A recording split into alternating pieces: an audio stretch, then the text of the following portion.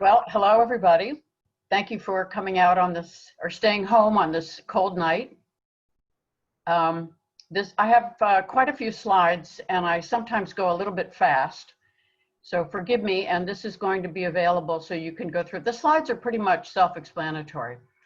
So the title is The Economic and Environmental Impact of Outdoor Lighting, but I also offer solutions because I don't like to highlight problems without offering a solution to that problem.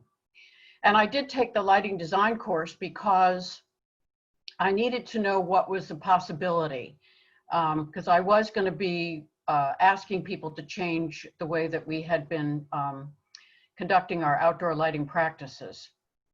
Everyone wants to know how I got involved, and it's because my neighbor's lights were coming into my house. And I investigated my local code, as many local codes are written, to say that light crossing property lines was prohibited, but it wasn't clear enough. So my code enforcement officer told me I shouldn't have built a glass house. And so I therefore worked with my town to refine the law so that it would be more clear and more enforceable. And I worked with this organization, the International Dark Sky Association. It's a nonprofit. They're centered down in Tucson. They initiated the first dark sky laws because they're ringed with observatories. They're ringed with mountains with observatories on top. And the astronomers got together and spoke to the city fathers, and they instituted the first dark sky laws. This is now a very large international group, almost in every single country, that works on dealing with light pollution. And this is what the SkyGo looks like, and it obscures the stars when light is upwardly directed and when it's excessive on the ground and it bounces up in and hits particulate and moisture. And we refer to that as the sky glow. So this is what it looks, this is a comparison of a blackout before and after with stars and without stars. So only a third of the people in our country can see the Milky Way because of light pollution. And we can easily lose this natural resource. This is what the comet looked like in 2002 in the city and out here in the country. This is a graphic description of what it's like when there's a light fixture that's emitting light upward and out instead of down to the ground. We can generally reduce the amount of energy by about a third. And this is a top mounted, aiming straight out light fixture, very typical. And so what our recommendation is on the right-hand side, to utilize light fixtures that direct the light down towards the target on the ground. And we only use the term light pollution for lighting that is misdirected, unshielded, excessive, or unnecessary. Not lighting, light pollution is not lighting that's serving a useful purpose. You can see it, it's glare, it's sky glow, and we have the resulting air pollution from the generation of the electricity. And our stars are obscured by this, by the sky glow. Our visibility is decreased due to glare. That's when the light source is visible and it reduces your ability to see at night. Light trespass is when light is crossing the property lines and we have wasted electrical energy. There are ecological disturbances, which I will outline. And there's more and more evidence coming forward about how our human health is affected. Not to mention that we lose our connection to the stars in the night sky. So we're all very familiar with this map, but it shows the whole world at night. And as you know, the world is not all dark at the same time. They have been able to actually measure the amount of light that's hitting the satellites to see how much light is going up. So here's a rendering of the day and night cycle. And we have evolved, as all natural creatures, flora and fauna, in a day-night cycle. So we refer to using dark sky lighting. And this is going to provide plenty of light per the professional recommendations to see well. It reduces glare so you can have better night vision, conserves energy, protects human health, enhances the nocturnal environment, which is quite beautiful. We just have to give it a chance. And it allows for a clear view of the night sky. We use shielded fixtures. Those are the ones that are that cover the bulb so that it directs the light downward. We use light levels that are recommended by the professionals, and we do not exceed them. We use lighting when it's needed for pedestrian safety, property identification, and we mount the light fixture at the correct height in relation to the property line, because if it's too close to the property line, you're going to have light trespass. If it's a tall light fixture, you can have taller light fixtures further in on the property.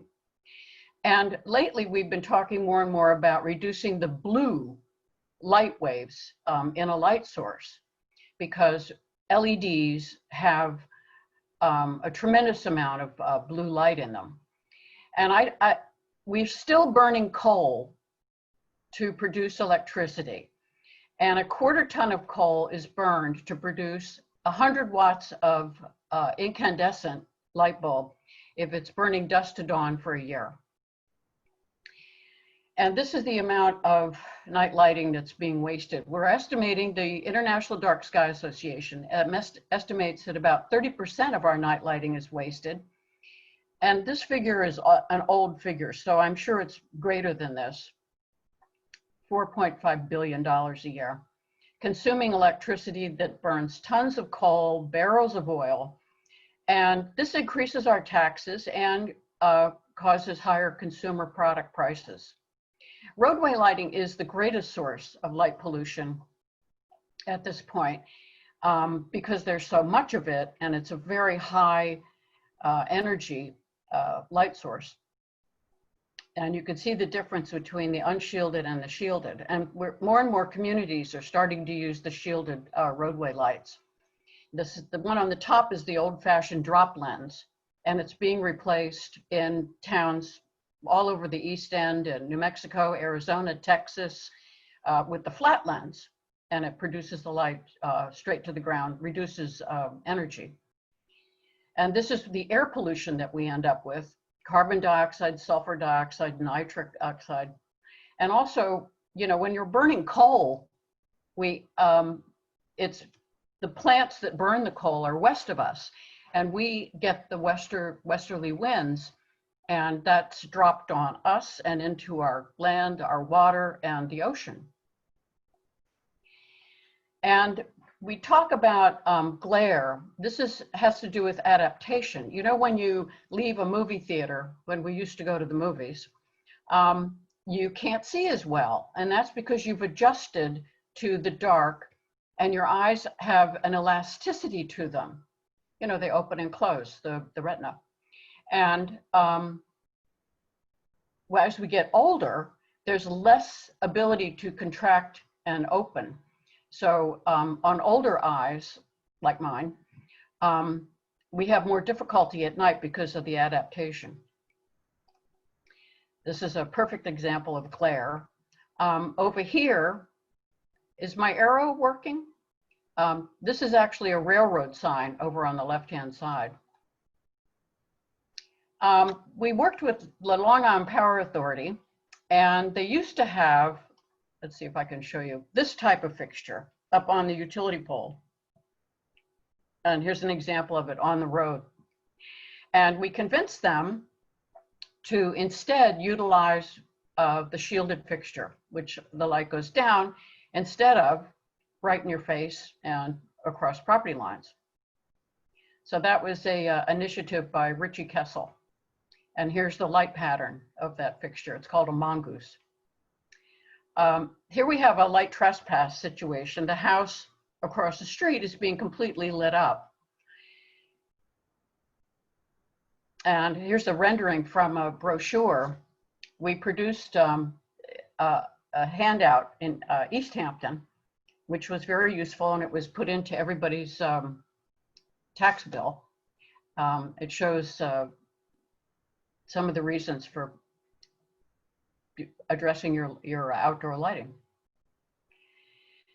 Now, human health is probably the best reason that we are able to initiate changes. because there's studies that have been done about how light at night, and they call it LAN, L-A-N, has been shown to, because our bodies need sleep and they need dark to go through certain functions. And they've established a link between light at night and higher incidence of breast and prostate cancer. There's also the impact on flora and fauna. And back in 2002, the very first study was put together by Catherine Rich and Travis Longcore. And every single aspect that they studied. Now, there's a bias towards studying nature during the day because you can see better. So there were not that many studies done at night. They're doing more now. This was their poster. They dealt with the visible stars, ecological pollution, sky glow, birds being affected.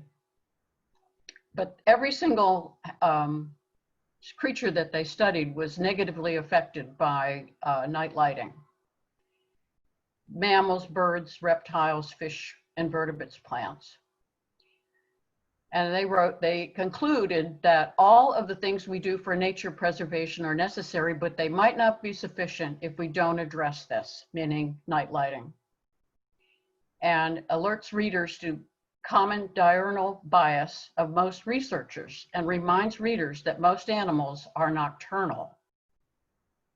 I'm not going to go through every one of these, but I will point out that these are the studies. Bats, sea turtles, frogs, salamanders, long-nosed snake, moths, fish, songbirds. There've been extensive studies about songbirds and impact of night lighting. Zooplankton, trees, puffins and petrels.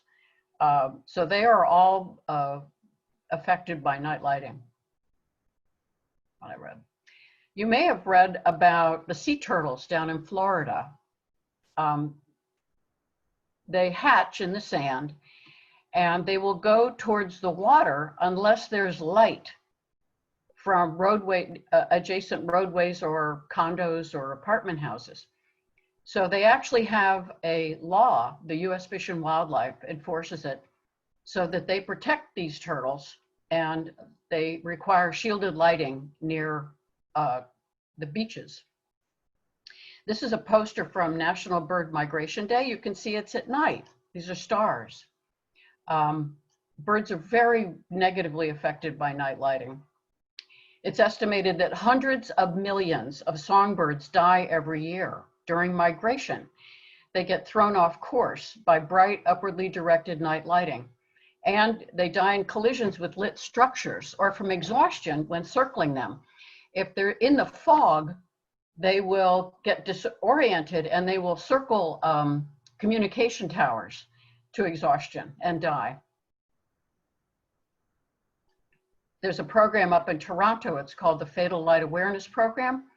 And a group of the volunteers go around the buildings and pick up the birds at night that have crashed into the buildings. So what they've done is they've voluntarily put together, they turn off their lights during migrations. And even in New York City, the Audubon Society is working with the skyscrapers so that they turn their wall washing lights off during migration, because New York City and our area are in migration routes. So fireflies can't communicate with each other in the presence of lights. Trees will hold on to their leaves longer. You can see the pattern of light from this street light. They hold on to their leaves longer and they experience dieback because they need to go into dormancy. And they don't know it's winter when the lights are illuminating their leaves. Here's a poor lighting design for trees. This is better.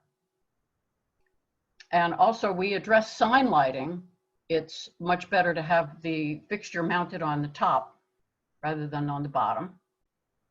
Here's an example of a change that was made for a hotel down here on the South Fork. They installed the light on top. They also have flagpole lights from above so that they don't have to be lit from below. We just have to remember, electric lighting is sort of a new invention. And we love it because we're allowed to get around and do what we want. But we have to take into consideration that it really does negatively affect flora, fauna, and our human health, because we've evolved in a dark and light environment. And, the old-fashioned lights were what they refer to as 200 lumens, which is on a light bulb package. The 100-watt incandescent, which we use, 1800 lumens. But the very high intensity discharge, like street lights, they can, and commercial lighting can be this bright. And you can see, watts is what the electricity that goes in, but the lumen is the amount of light that goes out. So we need to pay attention to the lumens. But we also need to pay attention to the type of bulb that we're getting, since, in our lifetime, they've been producing compact fluorescent and LEDs. So you can see daylight has equal measures, like the prism that we used in elementary school has equal measure of all colors. But light bulbs have different wavelengths, different quantity of wavelengths. And blue light is problematic for several reasons. For one, blue light affects the health of our eyeballs. They're starting to think that the LEDs, which are blue, they're not white, and we need to address the color of the LED lights. And they contribute to macular degeneration. And blue light, you know what it feels like when you pass headlights that are quite blue. You have much more difficulty adapting because it tightens up your retina. Also, higher blue light waves will impact sky glow because blue light waves are shorter and they scatter more in the atmosphere. So more reason to use lower, what they call Kelvin. So you want it when you go to the store and you're buying light bulbs, LEDs, and compact fluorescent, you want to look for the packages that say 2700 Kelvin. Not just warm white, but 2700. And they're quite available. And my whole point is that we can make these changes and it's cost effective. You change the fixtures, you change the bulbs, you change the location, you add timers or sensors, and this will save money and pay for itself. It's called a conversion. This is a set of diagrams. I believe that Southold Town passes these out to applicants. And you can see the different types. We're going basically from one side over to the other side of unshielded to shielded fixtures. And on the website for the International Dark Sky Association, you can pick a type of lighting situation, and they have a number of fixtures that go through an approval process to make sure that they are they meet the guidelines. And one of our problems is we keep picking old time fixtures, but they were intended for candles and very low light output fixtures. So, but we picked that we're still using the same fixtures.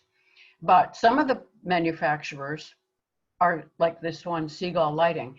They're starting to recess the bulb up in the cap so that all the light is projected down.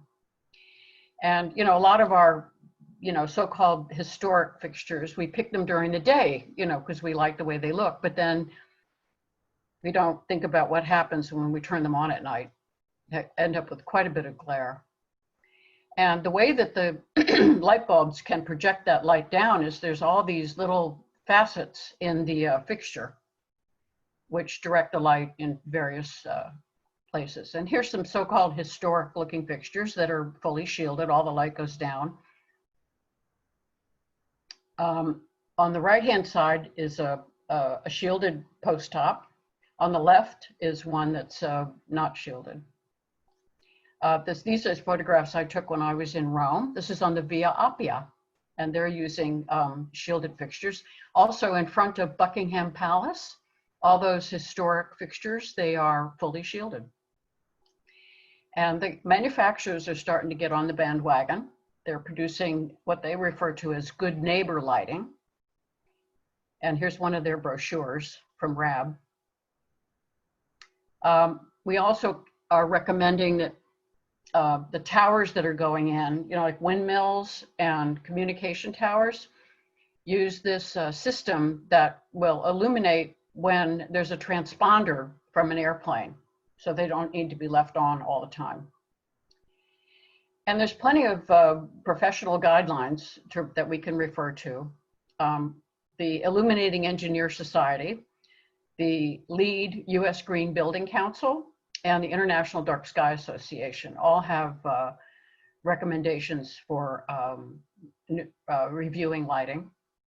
And there's quite a few county, state, and national laws. I'm working on one right now for Sag Harbor. Southampton has a very good outdoor lighting law. Southold has a very good one, but it does need to be updated. And a lot of people use lighting with the mistaken belief that it prevents crime. But the majority of crimes occur during the day. I mean, the vast majority of crimes, and in lit environments. The Department of Justice reported that there's a strong indication that increased lighting only decreases the fear of crime. So we recommend that people consider the fact that, you know, there's really a feeling of security is not the same as real security. What would help at night is, if you're not there, putting on 2 independently timed indoor lights. Because if you leave all the lights on the outside, your neighbors would be less inclined to, you know, alert the police, you know, if they saw someone walking around with a flashlight. And they did ask criminals, you know, what deterred you? Dog, alarm system, someone at home, that was big. And security lighting was not even on their charts. So if any decision is taken to increase lighting, it needs to be taken on the best possible evidence. There are campuses that started turning off their lights out in California, and they needed to save energy during the energy crisis. But they also found out that they were saving money because there was less vandalism, less break-in, less graffiti and loitering. I mean, they really saved a tremendous amount of money. This is in Texas and everywhere. So we can have prisons with good lighting. It's hard to tell, but this is a fully shielded prison lighting. And, you know, ATM lighting has a bad rap because it's not well done, and people are under the impression that it needs to be like that. It doesn't. There is a New York State law about ATM lighting, but you do not have to have unshielded lighting to meet that law. And here's a gas station where it has these drop lens. There's a lot of glare, 6,400 watts. And here's a retrofit. About half as many watts are needed, and it still meets exactly the recommendations. And it's easier to see. You know, this is a tremendous amount of glare, and your adaptation is all out of whack. And then this one here, they did a study where they actually, more people pulled in to the gas stations that had the shielded lighting. And strangely, they also managed to buy more gas. Here we have what they call a barn blaster. There's quite a few of these around. And they invented a bulb so that all the light could go down. So the causes are the unshielded and excessive light fixtures that emit the light off the target, Light levels that exceed recommendations, because if it bounces and bounces up into the night sky, you know, it's still going to produce light, it's still going to produce sky glow. Unnecessary or redundant lighting, misaimed fixtures, fixtures incorrectly located, positioned at the wrong height, too close to the property line, and very importantly, the sensors, dimming, and shutoffs. They need to match the use of those lights. So we go about this through education, which we're doing now, and citing examples of good lighting and lighting that needs to be changed, setting up policies and guidelines, which are already available, you know, in various towns, regulations and enforcement. It's a carrot and stick approach. And when it comes to lighting regulations, I would say most towns have something on the books, but it needs to have definitions and accurate and technically accurate, and enforceability are very important. Otherwise, it gives people the impression, as I had, that my law was addressing my situation, but it didn't. Municipal, commercial, and residential lighting needs to be fully shielded, all new, that's easy. And when there's a site plan being proposed, it needs to include a lighting plan that has what they call a cut sheet. It shows the fixture type, and it shows a grid indicating the foot candle, how much light is hitting the ground. And, you know, showing also the height and the lumen level, bulb type, and distance to the property line for the fixtures. I mean, this is the same thing you would get when someone submitted a landscape plan. You know, you'd need to show what types of plants and how high they grow and how close they are, and et cetera. And comprehensive regulations would be where you set municipal policies and you fund yearly retrofits. Again, this pays for itself, especially if you're instituting lighting controls. Legislation for new residential, commercial, educational campaign is key, because the public will buy into this. I hardly ever hear of any resistance, except when people don't quite understand, you know, the concepts and the reasons for doing it. And it's important to address the pre-existing non-conforming, because, you know, light trespass and glare, you know, provide, you know, you need to have private property rights. And glare is a problem. If you've got glare from a house intruding onto a street, it can be dangerous for the roadway. We recommend 1-for-1 replacements, bulb replacements to a lower output, bulb type, re-aiming, switching controls, retrofits, motion sensor.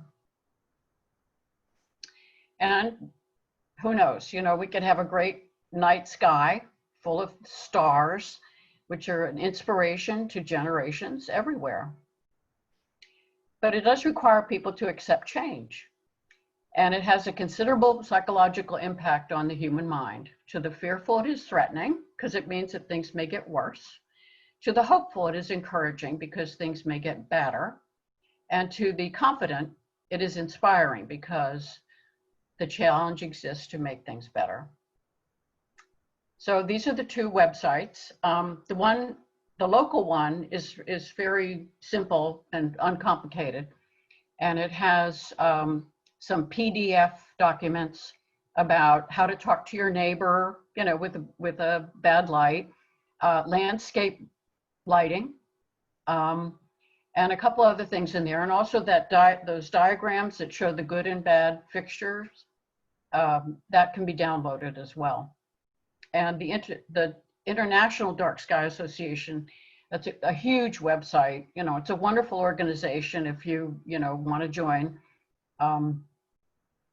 And also up there on the North Fork, you've got the Custer Institute, you know, and the astronomers are some of the most wonderful and generous and knowledgeable people about teaching you about the value of our night sky. So that's my presentation.